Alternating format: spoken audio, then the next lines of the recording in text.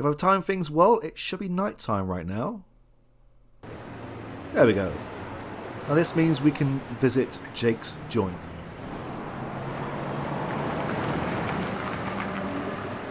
Jake's joint.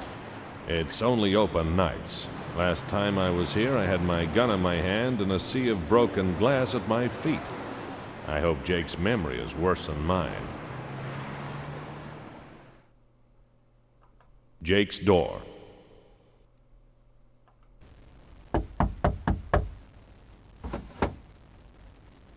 You come to get drunk and shoot up the place again? Beat it, till I can think of a reason to start liking you. We do have a way that Jake might start to like us, and that is with this raid roster right here. The raid roster mentioned a Jacobs, so I wonder if they're related.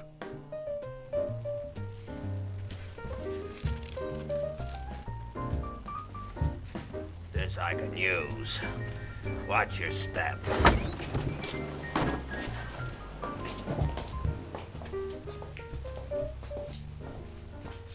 I'll let you in, but I ain't gonna serve you. Sit with your pals.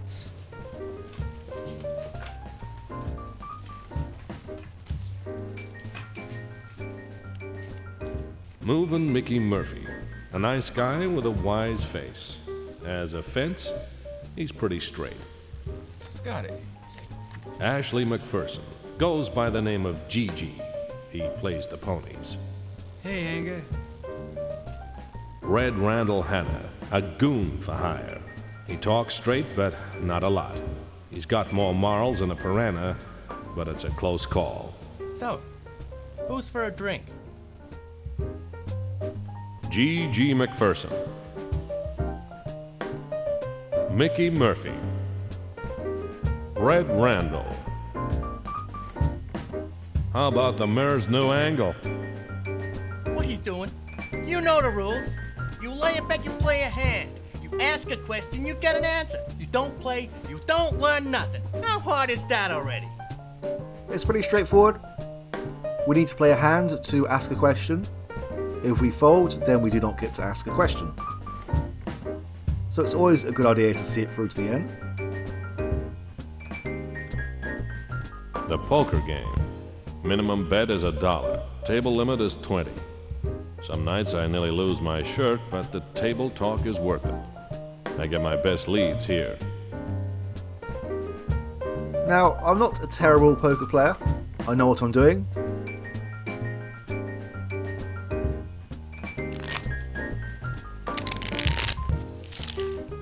Which ones will I throw out? I wouldn't necessarily say that I'm a good poker player either. I actually learned how to play poker from King's Quest 1, believe it or not. 4, thanks. 3 cards here. 3 my way. 3 cards. Gigi stayed. Mickey stayed. Red stayed. Hey.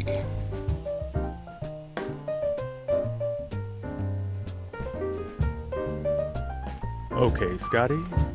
What do you want to know? Tell me about Dan Small. No.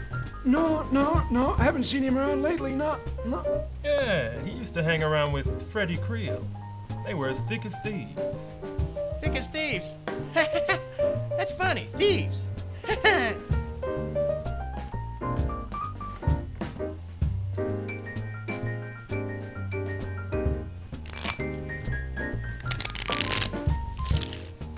Which ones will I throw out?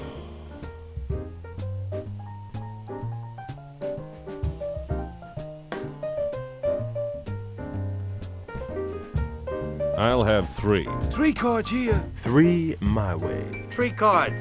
A pair isn't great, but a pair of aces isn't too bad. Still, I'm not going to risk it too much. Gigi stayed. Mickey stayed.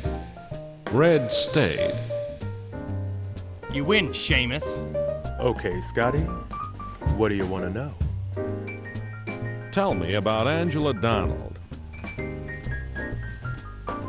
We were real sad to hear what happened to her. Who's for another drink? Alright, so this isn't exactly high stakes poker. I believe we can come here every night if you want to, which is a good way to raise some cash. But I'm not going to take too much of a risk.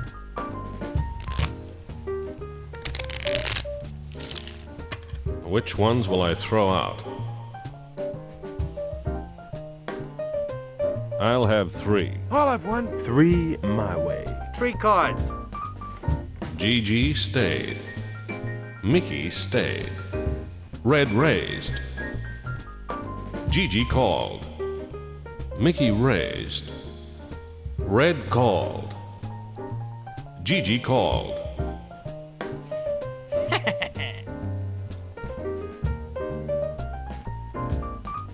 Okay, Scotty. What do you want to know? Tell me about Freddie Creel. Yeah, they pulled him out of that crusher, put a stamp on him, and posted him to the coroner. Posted him to the coroner, that's funny. Read the newspaper, Anger, you'll learn a lot. We can still ask them about today's news. Is it going to be worth it though?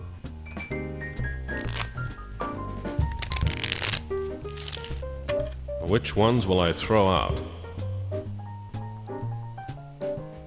2, thanks, Mickey. 3 cards here. 3 my way. 3 cards. GG raised. Mickey raised. Red raised.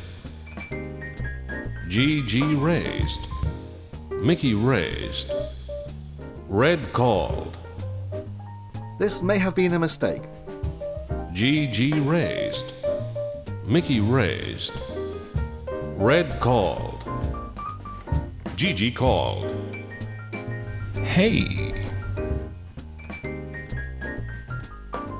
Okay, Scotty. What do you want to know? How about the mayor's new angle? What do you expect us to know? We read the same newspapers you do, Scotty. We check to see if we've made the front page. 5-1, Anger is back in suite with his reporter dame. Short odds I'll pop you one if you say that again, GG. Okay. Yeah, that was definitely not worth it. So, Dan associated with Freddie Creel. The clean boy from Oregon is getting dirtier all the time. Freddie Creel faced his end, literally, in a crusher. The paper and the police will have the gory details. Alright, let's head back to the office and get some sleep.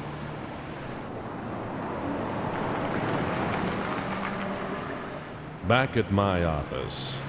Ralph doesn't mind me staying here until I get the money for a new apartment.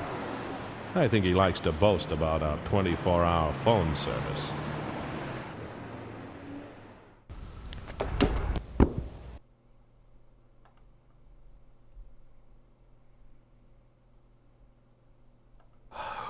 Bedtime.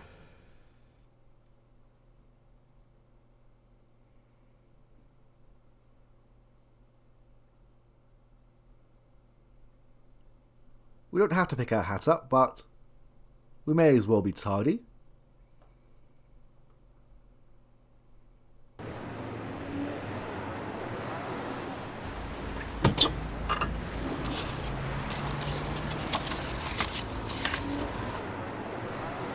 Let's start the day off like we did yesterday. A shave and some breakfast.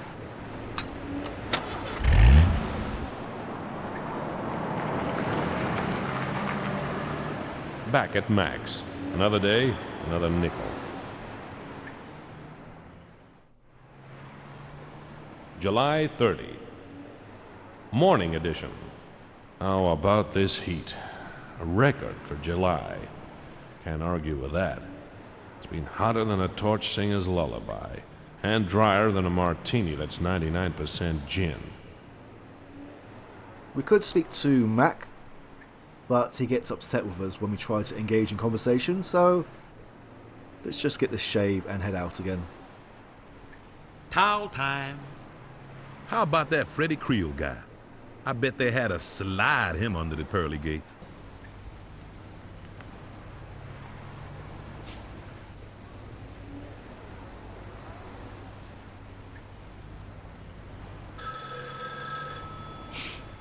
Do you believe it?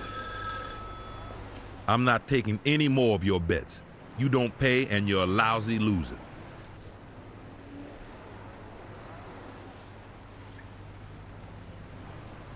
Finish. You got my nickel? Have a nice day, Scott. See you tomorrow, Scott.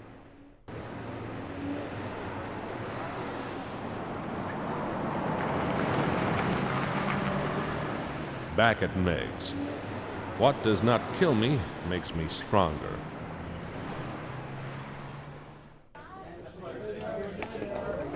There's not a lot of point in asking Meg any questions because she just does not want to talk to us. Tell me about Dan Small. As if I care. Like so. Now today, let's get the beef stew. I can't imagine having beef stew for breakfast, but I can say the same about chicken surprise and the blue plate special. Serve me up some beef stew.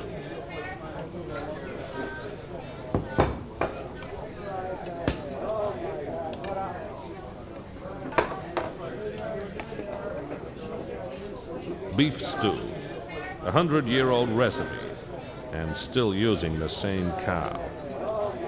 I'd rather not stick my face into it. A cheap fork. Looks like someone bent it on a pea.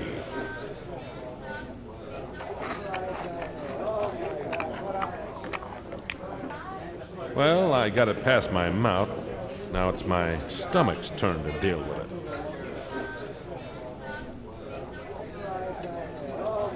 The plate.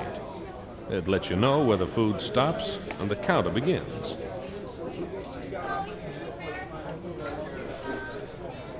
A cheap knife. Looks like someone dented it on the butter.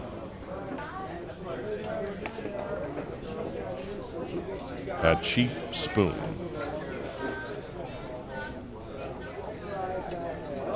There we go, let's just roll the place. You ate the plate? I had to.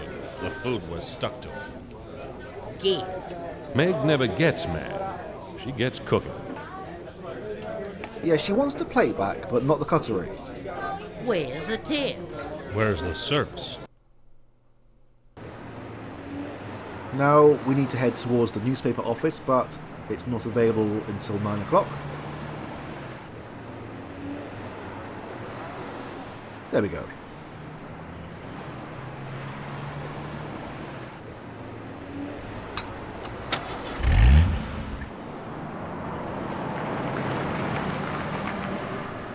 I was back at the newspaper office.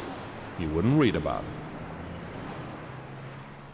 Hello, Frankie. How you doing?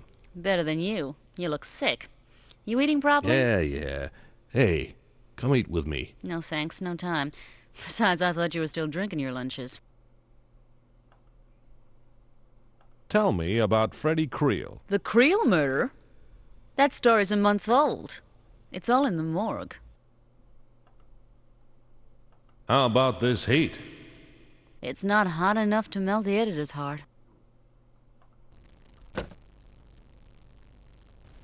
Be my guest. What have you got on Freddie Creel?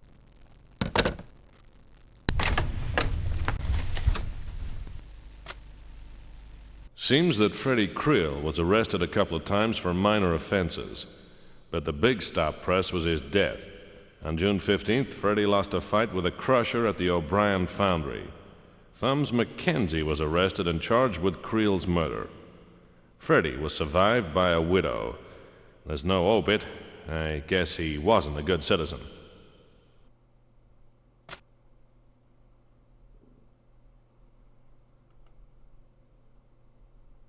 What have you got on Louise Creel?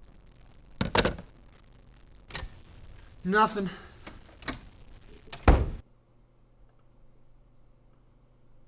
What have you got on Thumbs McKenzie?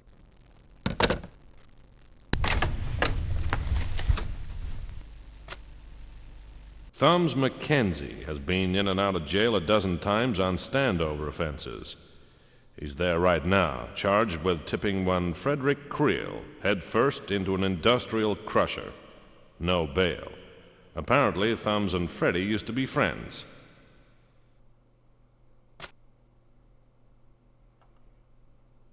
Tell me about Louise Creel. She wasn't very cooperative when we tried to get a human interest angle on the late Freddy. She seems all right, just closed-mouthed. Pity she married a creep. All the good-looking dames seem to make that same mistake. Not you. Yeah, but it was a close call. Tell me about Thumbs Mackenzie. Old news, Scott.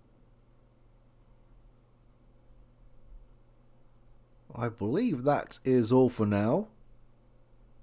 Now, I would like to save this game here, because this next section can go terribly wrong, but I'm going to chance it anyway. I made a mistake in the last video by saying that saving the game takes a bit of time. I was wrong in that. Saving the game does not take up any time. It's just the travelling to and from the office that takes the time. Ciao, Scott. That's Italian for shut the door behind you.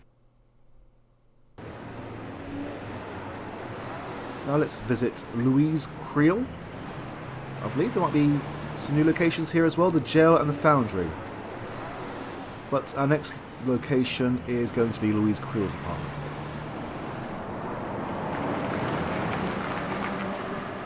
Louise Creel's apartment block. A nice place. It's probably full of nice people with nice cats and nice dogs. A door. I'm used to having them slammed in my face. A door. I'm used to having them slammed in my face. For some reason I was expecting different descriptions from different hotspots. But never mind. It's locked.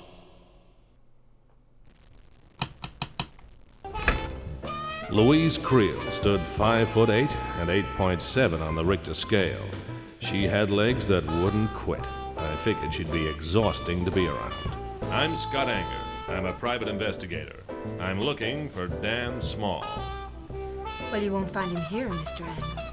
But come on in. Handsome strangers are all too rare these days.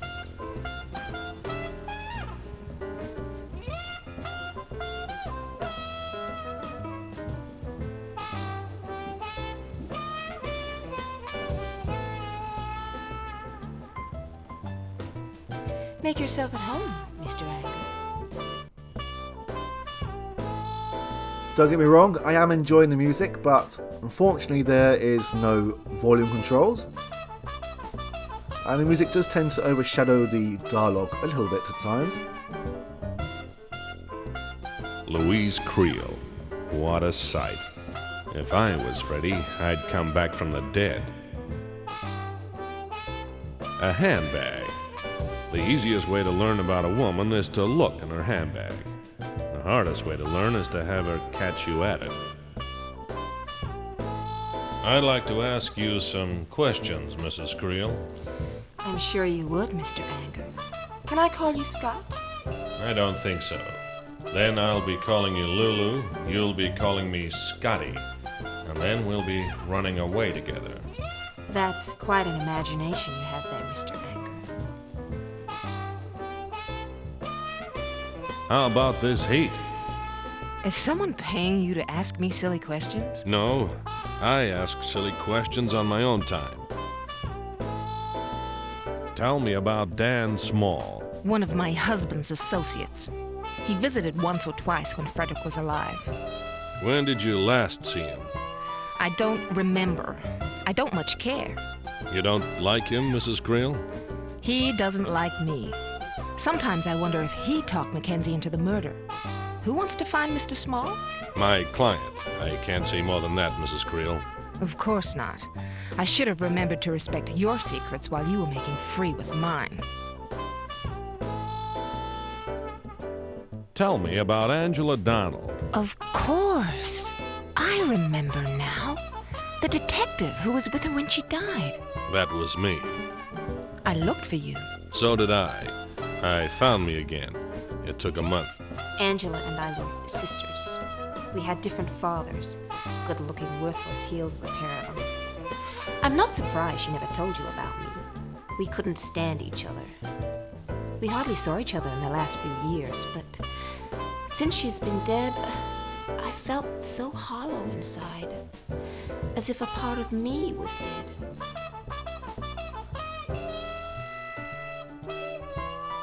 It's a photograph of my sister. Quite a good one, but then I can't recall ever seeing a bad one.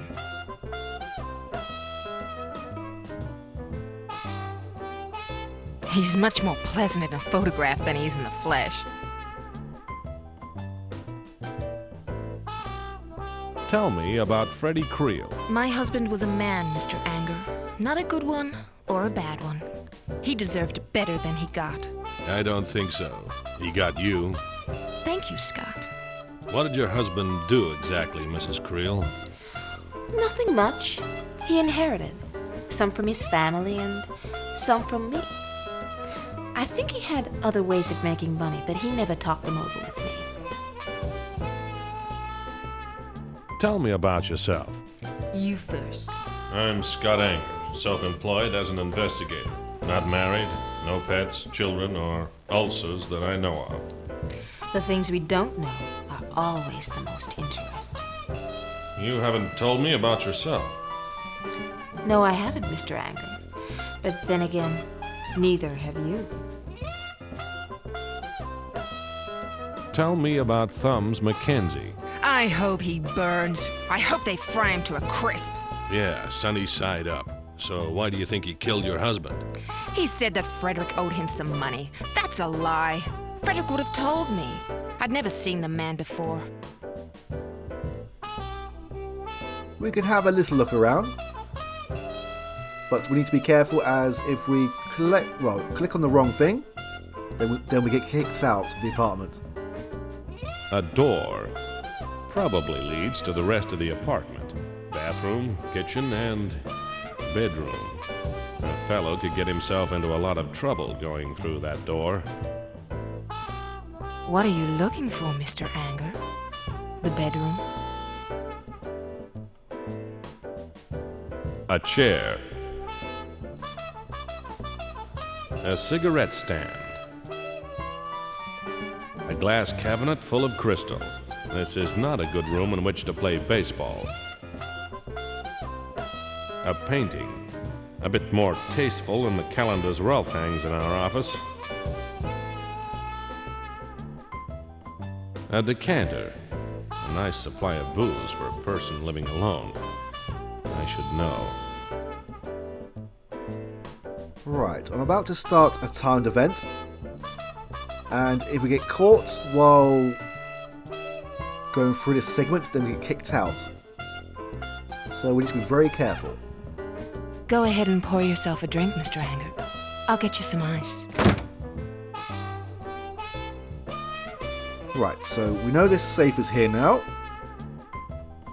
Let's just put that back. And I'm sure she won't miss this. yeah, she won't miss this, but she will miss other items. So let's wait for Louise to come back, and then we can continue on. Actually, thanks but no thanks, Mrs. Creel. Alcohol and I are currently undergoing a trial separation. Didn't they give you visiting rights? Yeah, but I sold them. Right, part 2. We have a bit longer in this section.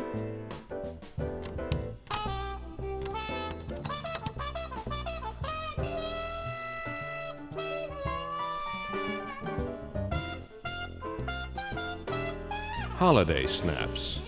Or maybe not. Here's one of Louise standing out front of the First National Bank down on Main. It's not one of the 7 wonders of the world. I think the interest here was not in the architecture.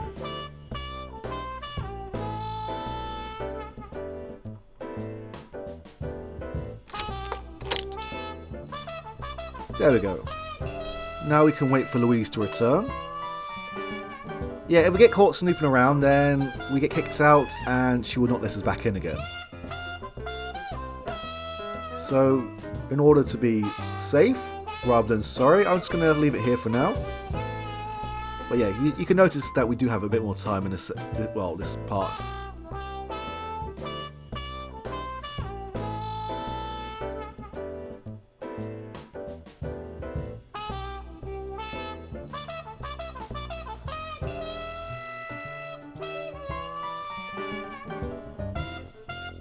I'll be with you in a minute, Mr. Anger.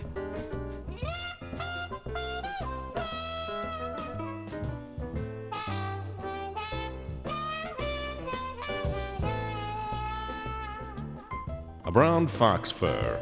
Obviously, he wasn't as quick as he claims.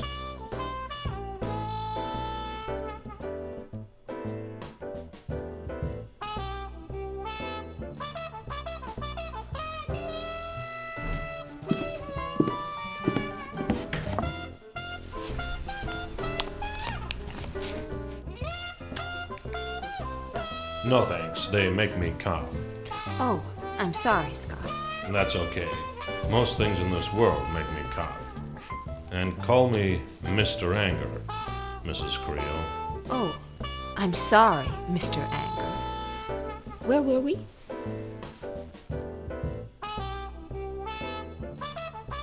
What do you know about the diamond robbery at the First National? Oh, Mr. Anger.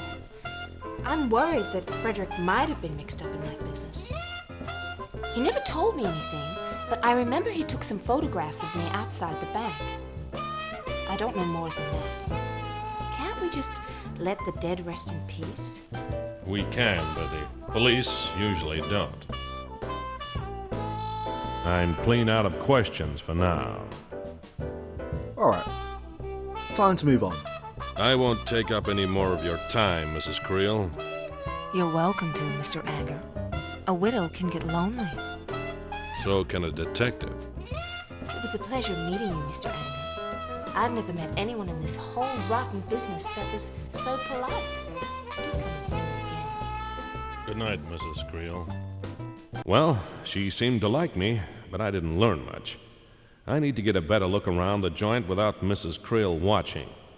When she's looking right at me, somehow I don't much care where Dan Small has got to.